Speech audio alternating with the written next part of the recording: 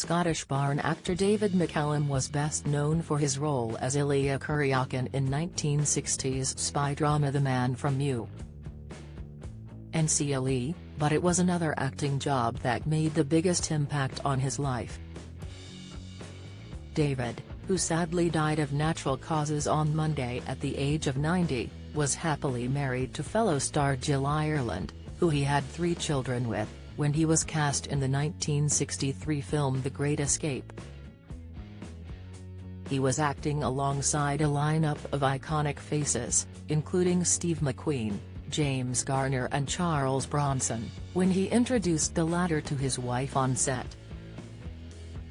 It was in that moment that Charles looked David in the eyes and told him, "Pay more attention to your wife, or I will take her from you," and he did just that. Not long after, Jill made her escape from matrimony, straight into Charles' waiting arms.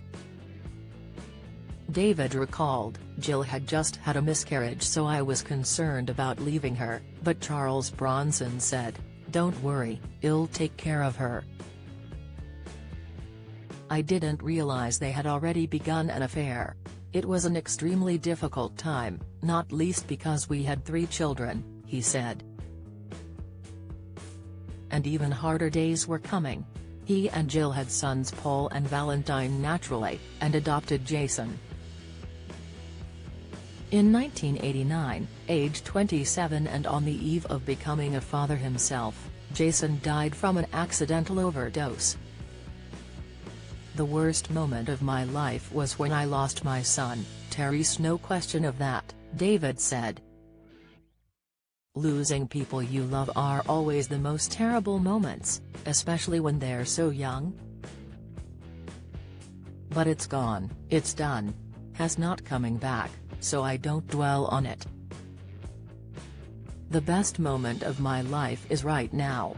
After divorcing Jill, who stayed with Charles until her death at 54 in 1990, he wed model and actress Catherine Carpenter and had 2 more children, Peter and Sophie.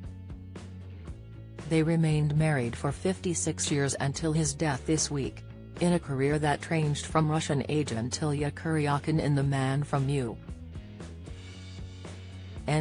through another POW turn in Colditz, 1972 to 1974, to Sigh of Chiller Sapphire and Steel, 1979 to 1982, David also shared the screen with some luminous leading ladies. A young Joanna Lumley was Sapphire to his Steel, and he said, "There's something wonderful about a beautiful woman smiling, and the first thing that comes to mind with Joanna is her incredible smile. She's beautiful, talented and a fascinating conversationalist." He had already been exposed to an early dose of sex appeal as a student, studying alongside Joan Collins at London's Royal Academy of Dramatic Arts. "Joan and I were in the same class and used to do fencing classes together too. She'd wear a skin-tight jumpsuit and she was, shall we say, very impressive," he laughed. "She wasn't that good a fencer, but, boy, she looked good." It wasn't long until David too was a heartthrob, partly because of that iconic mop of bright blonde hair.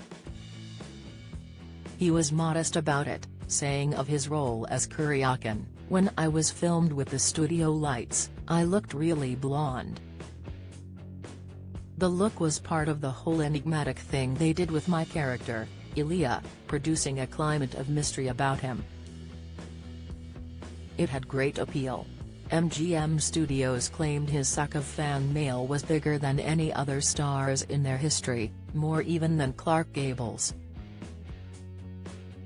David said, "I went for a walk in Central Park in New York and a crowd gathered around me. Then people started pushing, and from the back came 2 mounted policemen, who had to lift me up. We trotted out of the park." The New York Times reported in a 1965 profile that McCallum's motorcades are now, by order of the police chiefs of the cities he visits, forbidden to stop anywhere along the line of drive. If the entourage slowed, there would be carnage in the streets. David could be starstruck too.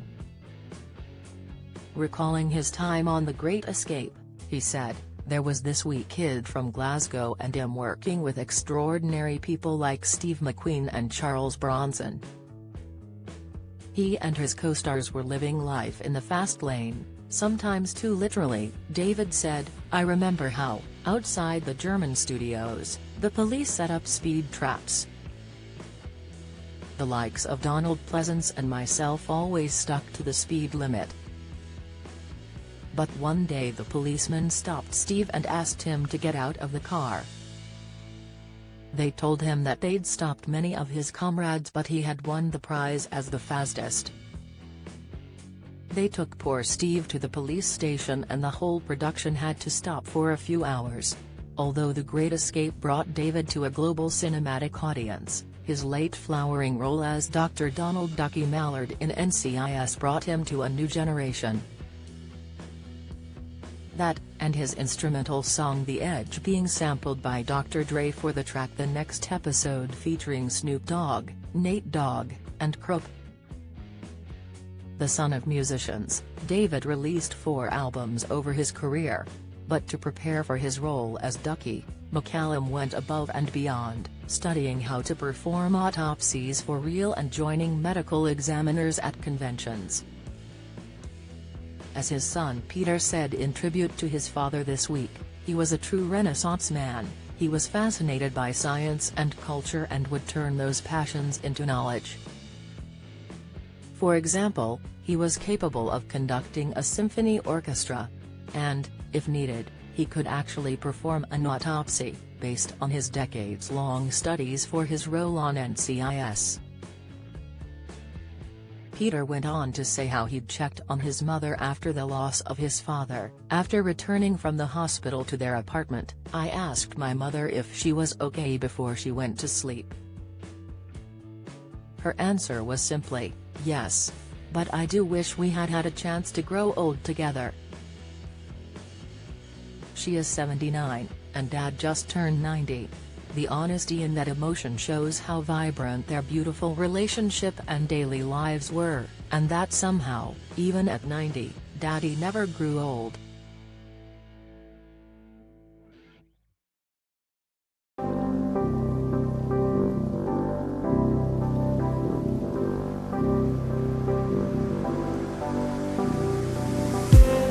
I just need